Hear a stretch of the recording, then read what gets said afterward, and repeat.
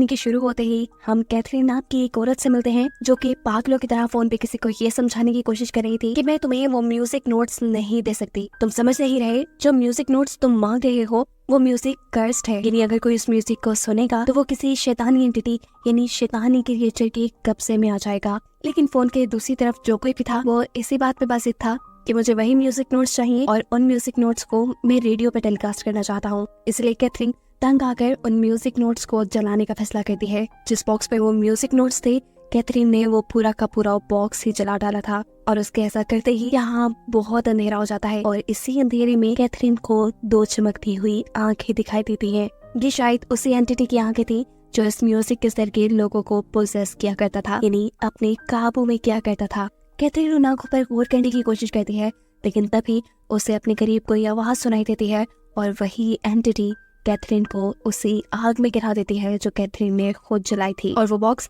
जिसके अंदर music notes थे वो बंद हो जाता है। कैथरीन के जलकर मरते ही यहाँ तेज बारिश होना शुरू हो जाती है और इस बारिश की वजह से नोट्स पे लगी हुई उस आग बुझने पर वो म्यूजिक नोट्स भी बच जाते हैं जिन्हें कैथरीन खत्म करना चाह रही थी, लेकिन इसके बदले वो खुद ही मारी गई। सीन कट होता है और हम एक ऑर्केस्ट्रा का सीन देखते हैं और यहीं पर हम मेलोडी नाम की अपनी मेन कैरेक्टर को भी देखते हैं। हमें पता चलता है कि ऑर्केस्ट्रा का मालिक उसी औरत कैथरीन का दोस्त है जो आग लगने से मारी गई। असल में ऑर्केस्ट्रा का मालिक ही कैथरीन से वो म्यूजिक नोट्स मांग रहा था ताकि अपनी ऑर्केस्ट्रा की रेडियो टेलीकास्ट पे वो म्यूजिक बजा सके, लेकिन कैथरीन के हजार समझाने पर भी उसे कैथरीन की बातें समझ नहीं आई। लेकिन अब कैथरीन के मरने के बाद उसे अपना प्लान चेंज करना पड़ा था। उसे अब रेडियो टेलीकास्ट के लिए एक नया म्यूजिक बनाना था जिसके लिए उसके ऑर्केस्ट्रा के सभी म्यूजिशियंस बहुत लगन से काम कर रहे थे। सभी लोगों के यहाँ से चले जाने के बाद मेलोडी इस आदमी के पास आती है।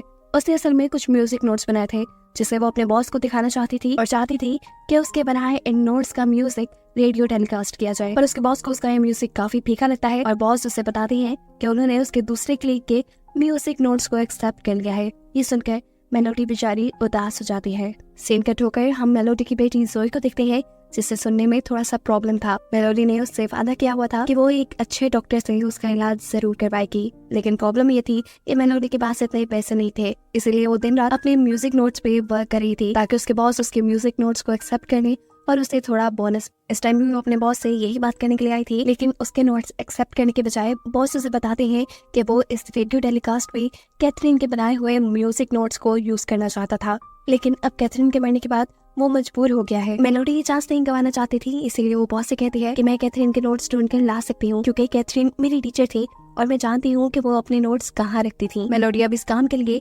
कैथरीन के घर जाती है जहाँ पर उससे मिलती है कैथरीन की सिस्टर। जब मेलोडी उन्हें बताती है कि वो यहाँ से कैथरीन के म्यूजिक नोट्स सुनने आई है तो कैथरीन की सिस्टर उसे घर में नहीं आने देती क्योंकि वो अपनी सिस्टर से कह ही गई थी कि मेरे म्यूजिक नोट्स किसी को नहीं मिलने चाहिए। मजबूर होकर मेलोडी अपनी कार में जाकर बैठ जाती है, लेकिन ऐसा नहीं हो सकता था कि वो अपने मिशन से पीछे हट जाए। उसे किसी भी तरह वो नोट्स चाहिए थे, इसलिए वो छुपकर पीछे के दरवाजे से वो नोट्स चुराने के लिए कैथरीन के घर के अंदर चली जाती है। वो स्टोर रूम में आ चुकी थी जहाँ पर कैथरीन म्यूजिक नोट्स रखा करती थी और यहाँ उसे शीशे में किसी का शैडो नजर आता है। इस शैडो को इग्नोर करते हुए मेलोडी अपने काम पे लग जाती है और उसे वो म्यूजिक नोट्स भी मिल जाते हैं जो उसके बॉस को चाहिए थे और जिसे कैथरीन जलाना चाह रही थी। इन म्यूजिक नोट्स के साथ 2 रिकॉर्डर्स भी थे जिन रिकॉर्डिंग्स में इन्हीं नोट्स का म्यूजिक रिकॉर्ड किया गया था।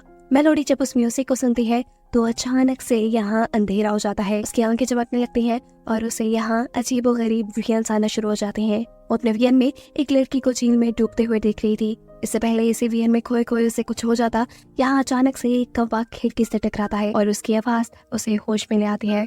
मेलोडी अब बिना वक्त जाए के भागते हुए उस बॉक्स को उठाकर अपनी कार के पास ले आई थी। वो यहाँ से फौरन जाना चाहती थी पर उसे पता चलता है कि वो कार की चाबी अंदर ही भूल आई है। मेलोडी जब चाबी लेने अंदर गई तो उसे वहाँ काले कपड़ों में कोई एंटिटी, कोई क्रिएचर खड़ी नजर आई। इसे देखकर वो बुरी तरह डर चुकी थी। इससे पहले कि क्रिएचर उसे कुछ कह देती, वो जाकर अपनी कार में बैठ जाती है और यहाँ से बहुत दूर निकल जाती है। वो इन सारे म्यूजिक नोट्स को लेकर अब अपने बॉस के पास आ चुकी थी। वो अपने बॉस को ये म्यूजिक नोट्स दिखाकर कहती है कि ये नोट्स कंप्लीट नहीं है, लेकिन मैं इन्हें कंप्लीट कर सकती हूँ क्योंकि मैं जानती हूँ कि कैथरीन कैसे अपना म्यूजिक बनाया करती थी।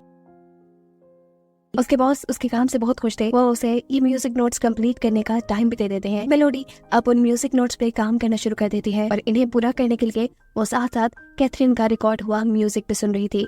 इस म्यूजिक को सुनते हुए मेलोडी को दोबारा से वियंस आने लगे थे और इस मरतबा से वियन में अपना आप नजर आ रहा था, जहाँ वो एक पहाड़ की चोटी पे खड़ी एक बांसुरी बजा रही थी। जैसे ही उसका वियन खत्म होता है तो नीचे वो दिखती है कि उसके नोट्स पूरे हो चुके थे जो उसने नहीं लिखे थे। अब म्यूजिक जिसे वो सुन रही थी उसे उसके एंड पे किसी की शैतानी आवाज सुनाई देती है, जो आवाज उसे सोच में डाल चुकी थी कि आखिर ये क्या है, कौन है और क्या बोल रहा है। इन्हीं सवालों को जवाब लेने के लिए वो अपने एक दोस्त के पास जाती है जो कि एक डिजिटल ऑडियो स्टेशन पे काम करता था और वो म्यूजिक के आखिर में आने वाली इस आवाज को अपने डिजिटल ऑडियो स्टेशन से क्लियर कर सकता था। ये म्यूजिक सुनकर वो आदमी मेलोडी को बताता है कि ये म्यूजिक सबसे अलग है, कैथरीन ने इसे उल्टे तरीके से डिजाइन किया है और ये उसने अच्छा नहीं किया। ये आदमी उसे बताता है कि पुराने जमाने में ये माना जाता था कि म्यूजिक को उलट पुलट करने से इवल एंटिटीज को बुलाया जा सकता था और ऐसा करके लोग ब्लैक मैजिक करते थे। मेलोडी उसकी बातों पे एतबार नहीं करती और उसे कहती है कि तुम बस अपना काम करो। सीन कट होकर अब हम मेलोडी के घर का सीन देखते हैं जहाँ पर उसकी बेटी और उसका दोस्त था। जोई का दोस्त यहाँ पे कैथरीन का म्यूजिक सुनता है और उसके बाद जोई को बताता है कि पता नहीं क्यों कि सुनते हुए मुझे अजीबो गरीब चीजें दिखाई देती हैं, जैसे कोई इवल स्पिरिट। खैर ये दोनों ही अब इस चीज पे ज्यादा ध्यान नहीं देते और दोबारा खेलने लग जाते हैं। खेलते हुए इस लड़के को अपने करीब आती ही एक बॉल नजर आती है। वो नजर उठाकर जैसे ही इस बॉल के पीछे दिखता है तो वहाँ पे एक भूत था, काले कपड़ों में खड़ा एक डरावना भूत, जिसे देखकर ये बच्चा न सिर्फ डर चुका था बल्कि पूरी तरह बदल गया था, ऐसे जैसे इस भूत ने उसे पोसेस कर लिया हो। इसीलिए अब वो बच्चा पूरा दिन अपनी विसल से वही म्यूजिक बजाता था जिसे कैथरीन ने बनाया था। रात में इसी बच्चे को अपने बेड के नीचे एक चूहा दिखाई देता है। इस चूहे के पीछे ऐसे ही वो भूत खड़ा था जैसे पहले बॉल के पीछे था। इस भूत को देखते ही ये भूत पूरी तरह इस बच्चे को अपने कंट्रोल में करते हुए अपने साथ कहीं ले जाता है। उसकी मॉम जब उसे चेक करने के लिए कमरे में आती है तो वो नहीं था। घबरा कर वो इस चीज की खबर जाकर मेलोडी को देती है क्योंकि वो उसकी दोस्त थी। मेलोडी भी उस बच्चे के गुमने से परेशान हो चुकी थी। इसी परेशानी में ये लोग पुलिस को रिपोर्ट कर देते हैं। पुलिस उस बच्चे को भी ढूंढने में लगी थी लेकिन काफी अर्से तक उस बच्चे का कोई सुराग नहीं लगता। अब तो मेलोडी को भी ये लगने लगा था कि जरूर उसके गायब होने के पीछे उसी म्यूजिक का कोई चक्कर है। इसलिए वो ऑर्केस्ट्रा जाकर अपने बॉस को ये सच्चाई बता देती है और कहती है कि कैथरीन ने ये म्यूजिक बच्चों के लिए बनाया था, लेकिन बच्चों के हिसाब से ये म्यूजिक बहुत डार्क है, हमें इसे टेलीकास्ट नहीं करना चाहिए। लेकिन उसके बॉस उसकी बात कहाँ सुनने वाला था। अब वो अपने बॉस से इस म्यूजिक को कंप्लीट करने के लिए एक दिन का वक्त और मांग लेती है क्योंकि उसे भी पता था कि अगर उसने ये ना कंप्लीट किया तो ये काम किसी दूसरे को मिल जाएगा और ऐसे पैसे उसे भी नहीं मिलेंगे। मेलोडी का दूसरा क्लिक जिसका म्यूजिक पहले सिलेक्ट कर लिया गया था, अब वो मेलोडी का म्यूजिक सिलेक्ट होते देखकर उससे जेलस था। ऑर्केस्ट्रा में सभी लोग ये म्यूजिक बजाना शुरू कर देते हैं और जिस टाइम मेलोडी का क्लिक ये म्यूजिक बजा रहा था तब हम देखते हैं कि उसके नाक से खून निकलने लगा और इस म्यूजिक को सुनते हुए यहाँ मेलोडी को भी एक और मरतबा वियन आना शुरू हो जाते हैं। इस मरतबा वियन में वो सफेद पहाड़ियाँ दिख रही थी जिन पहाड़ियों के दरमियान में एक छोटा सा महल था। वो इस वियन से जैसे ही बाहर निकलती है तो उसे पता चलता है कि उसके नाक से खून बह रहा था। मेलोडी जब इस पर सर्च करती है तो उसे पता चलता है जो जगह उसने वियन में देखी थी वो जगह जर्मनी में है और ये बात उसे पता चली थी जोई की बुक से। जोई की बुक में एक पाइपर की कहानी थी जिस पाइपर को किसी गांव के लोगों ने उनके गांव से चूहे पकाने के लिए बुलाया था और इस काम के बदले गांव वाले पाइपर को पैसे देने वाले थे। पाइपर ने अपना काम करने के लिए वहां फ्लूइड बचाया और सभी के सभी चूहों को वहां से भगा दिया।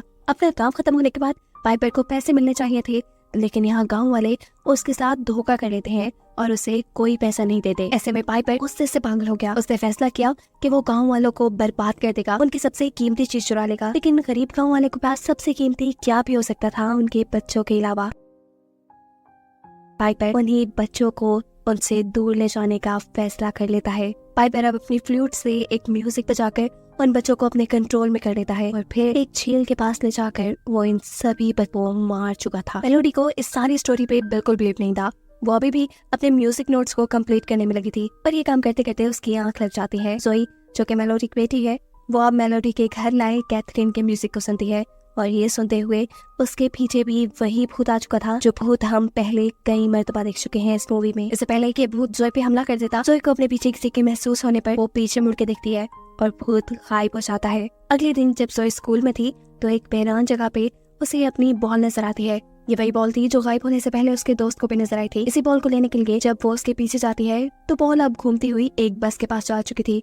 इस बॉल को उठाकर अब जोई उस बस के अंदर चढ़ जाती है और बस में जोई को बैठा दिखाई देता है पाइपर जोई को कंट्रोल करने के लिए फ्लूट बजाता है। उसके फ्लूट के म्यूजिक में इतनी ताकत थी कि बस के सारे शीशे टूट चुके थे। जोई जिसे कुछ सुनाई नहीं देता था वो भी इस म्यूजिक को सुन पा रही थी। जोई की सारी बात जाकर अपने घर में अपनी मॉम को बताती है और कहती है क्योंकि मैं वो म्यूजिक और से नहीं सुन पाई इसीलिए शायद मैं पोजेस होने से बच गई, लेकिन मेरे दोस्त ने भी गायब होने से पहले यही म्यूजिक सुना था।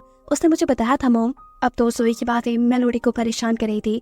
मेलोडी जब घर के काम कर रही थी तभी उसे अपने कबर्ड के पास किसी की आहट महसूस होती है। जैसे ही वो कबर्ड के पास जाती है तो वो चीज वो एंटिटी मेलोडी के ऊपर हमला कर चुकी थी। शोर सुनकर जोई बाहर आती है और देखती है कि अब उसकी मॉम अजीब तरीके से बैठी हुई म्यूजिक बजा रही है। कैमरा सब मेलोडी के फेस पे किए जाते हैं और हम देख रहे हैं कि मेलोडी का पूरा फेस काला पड़ चुका है। उसकी आंखें आग की तरह चल रही हैं। यानी साफ मतलब था कि उस इवल स्पिरिट ने पूरी तरह उसे अपने कब्जे में कर लिया था। ये भी हो सकता था कि वो इवल स्पिरिट वो पाइपर इस टाइम मेलोडी के जिस्म में हो। इसी हालत में मेलोडी पागलों की तरह अपने म्यूजिक नोट्स कंप्लीट करने में लगी हुई थी और जब उसे रोकने के लिए जोई उसके पास आती है तो वो जोई को भी धक्का देकर फेंक चुकी थी। जोई उसे देखकर डरी तो, लेकिन दूर जाने से ज्यादा बेहतर उसे अपनी मॉम को बचाने लगा, इसलिए वो उसके सामने पड़े सभी म्यूजिक नोट्स को फाड़ चुकी थी। जिसके ऐसा करते ही मेलोडी होश में आ जाती है। सीन्स ऑर्केस्ट्रा में शिफ्ट होते हैं जहाँ पर मेलोडी के बॉस मेलोडी के म्यूजिक ना पूरे कर पाने पे बहुत गुस्सा है। तब मेलोडी का क्लिक अपने बॉस से कहता है कि म्यूजिक तो मैं भी कंप्लीट कर सकता हूँ, मुझे थोड़ा सा टाइम दे। अभी वो लोग ये बातें ही कर रहे थे कि भागती हुई मेलोडी उनके पास आती है और उनसे कहती है नहीं ऐसा मत करना, ये म्यूजिक कोई आम म्यूजिक नहीं। वो इन दोनों को बताती है कि ये म्यूजिक नोट्स कैथरीन ने नहीं लिखे, ये म्यूजिक नोट्स किसी इवल स्पिरिट के लिखे हुए हैं और इसे कंप्लीट करने पे बहुत बुरा हो सकता है।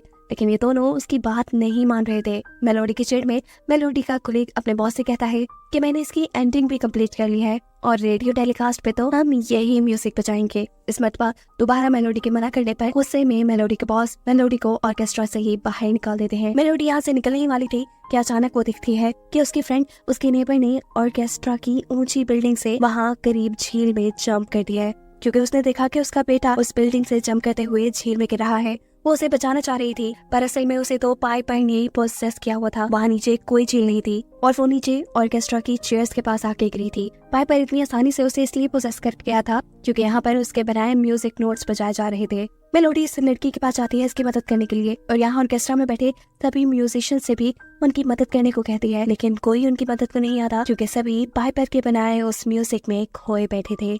मेलोडी अब यहाँ से फौरन अपने उस दोस्त के पास जाती है जिसके पास कैथरीन के रिकॉर्ड किए हुए म्यूजिक की रिकॉर्डिंग थी, जिसकी आखिरी हिस्से में किसी की आवाज भी सुनाई दे रही थी। मेलोडी के दोस्त ने उस आवाज को क्लियर कर लिया था। इस आवाज में बोली जाने वाली लैंग्वेज इटालियन थी और उस जुमले का मतलब था खून खराबा ही मेरी जिंदगी है, जो सुनकर मेलोडी और भी ज्यादा डर जाती है। वो अपने दोस्त से कहती है कि तुम दोबारा इस म्यूजिक को बिल्कुल नहीं सुनना। ये कहकर वो कैथरीन के घर आ जाती क्योंकि वो ये बात समझ चुकी थी कि पाइपर जो यहाँ सबको नुकसान पहुंचा रहा है, सबको पोसेस कर रहा है, वो पहले कैथरीन के जरिए अपने म्यूजिक नोट्स को पूरा करना चाह रहा था और फिर मेलोडी और उसके ऑर्केस्ट्रा वालों के जरिए।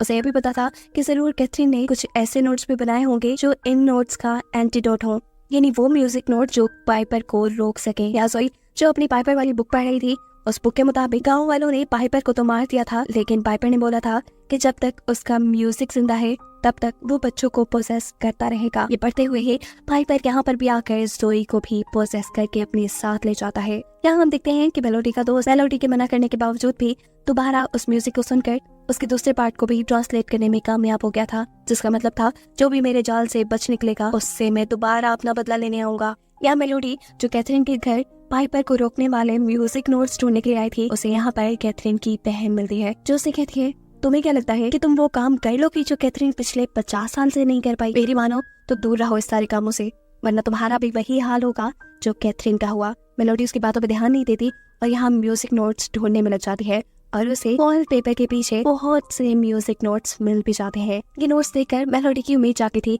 लेकिन कैथरीन की सिस्टर से यहाँ आकर बताती है कि पाइपर के म्यूजिक नोट्स का कोई तोड़ नहीं। अगर तुम्हें पाइपर का म्यूजिक सुनाई देता है तो इसका मतलब वो पूरी तरह तुम्हें पोसेस कर चुका है। पाइपर ने कैथरीन को भी पोसेस कर लिया था। उसके पोसेशन के बावजूद भी कैथरीन उसके म्यूजिक नोट्स का तोड़ ढूंढती रही और ऐसे उसकी लाइफ में सब बिगड़ गया। तुम्हारी भी लाइफ बिगड़ जाएगी, मेरी बात मानो मेलोडी और ये सारे काम छोड़ दो। मेलोडी इस मरतबा भी इस औरत की बातों पर ध्यान नहीं देती और दीवार पे लिखे हुए नोट्स को लेकर अपने फ्रेंड के पास आ जाती है क्योंकि उसे लग रहा था कि यही पाइपर के नोट्स का तोड़ है। वो देखती है कि यहाँ उसके दोस्त को भी पाइपर ने पोसेस कर लिया था।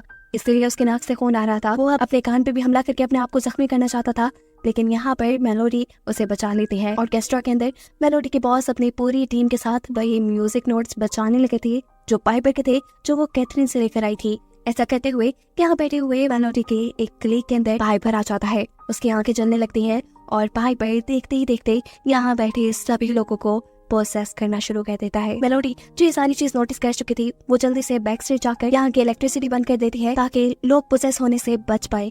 लेकिन अब बहुत देर हो चुकी थी, क्योंकि पाइपर इस टाइम जिसकी बॉडी में आया हुआ था वो उसकी बॉडी को फाड़कर उसके अंदर से बाहर निकल आता है और यहाँ मौजूद एक एक करके सभी लोगों को मार देता है। लोगों को मारने के बाद वो यहाँ पर फ्लूट उठाकर वही म्यूजिक नोट्स बजाने लगता है जिससे वो बच्चों को अपने कंट्रोल में किया करता था। उसके म्यूजिक बजाते ही यहाँ एक जादुई दरवाजा खुलता है और देखते ही देखते सारे बच्चे इसके अंदर जाने लगते हैं। वो पाइपर की दुनिया थी जहाँ वो बच्चों को अपने कंट्रोल में करके रखता था, उन्हें अपना गुलाम बना लेता था। मेलोडी भी मौका पाते ही पाइपर की दुनिया में चली जाती है और उसे यहाँ पे अपनी बेटी और उसका दोस्त भी मिल जाते हैं। मेलोडी देखती है कि उसकी बेटी पाइपर के इशारों पे काम कर रही थी। ये देख उसे बहुत बुरा लगता है। वो जल्दी से जाकर अपनी बेटी को हक कर लेती है और उसके कान से उसकी हेयरिंग डिवाइस निकाल देती है ताकि अब वो पाइपर का म्यूजिक ना सुन पाए और उसकी पोसेशन से बाहर निकल आए। जिसके बाद मेलोडी अब भागते हुए अपनी बेटी को उसी दरवाजे से बाहर ले आई थी जिस दरवाजे से वो इसके अंदर गए थे। जोई को यहाँ से भागता हुआ पाइपर देख लेता है। वो भी उसे पकड़ने के लिए बाहर आता है, लेकिन जोई उसे बचने के लिए कहीं छुप जाती है। इससे पहले कि अब पाइपर जोई को पकड़ लेता, मौका पाते ही मेलोडी यहाँ पे एक फ्लूट उठाकर एक नया म्यूजिक बजाना शुरू कर देती है, पाइपर के ही म्यूजिक नोट्स को उल्टा पुल्टा कर। ऐसा करने से पाइपर को बहुत ज्यादा दर्द हो रहा था। वो तड़पना शुरू कर देता है और उसकी इसी तड़प में उसके मुंह से बहुत सारे चूहे बाहर निकलते हैं जो बाहर निकलकर उसे खाना शुरू कर चुके थे। आहिस्ता आहिस्ता चूहों ने खा खा कर पाइपर को मार दिया था और सारे ही बच्चे पाइपर की कैद से आजाद हो गए थे। पाइपर के कंट्रोल से बाहर आते ही वो बच्चे पाइपर के ही बनाए जादुई दरवाजे से अपनी दुनिया में वापस भी आ जाते हैं। इन्हीं बच्चों में जोई का दोस्त भी बाहर आ चुका था और पाइपर का वो दरवाजा हमेशा हमेशा के लिए बंद हो चुका था। यानी अब फाइनली पाइपर का चैप्टर बंद हो चुका है। ऐसा हम सभी को लग तो रहा है, लेकिन कहानी में अभी एक ट्विस्ट है। कहानी के आखिरी सीन में हमें जोई को दिखाया जा रहा है जो बहुत ही अच्छी फ्लूट बजाने लगी है। वो इस टाइम एक पुराना म्यूजिक अपनी टीचर को सुना रही थी। टीचर भी उसके म्यूजिक से बहुत इम्प्रेस थी और इसी म्यूजिक को बजाते हुए जोई की आंखें आग की तरह चमक रही थी, बिल्कुल ऐसे ही जैसे पाइपर की आंखें चमकती थी। साफ मतलब था कि पाइपर अभी पूरी तरह खत्म नहीं हुआ था, वो पूरी तरह जोई के अंदर था या उसने जोई को पोसेस किया हुआ था। इसी मिस्ट्री के साथ ये कहानी यही खत्म हो जाती है।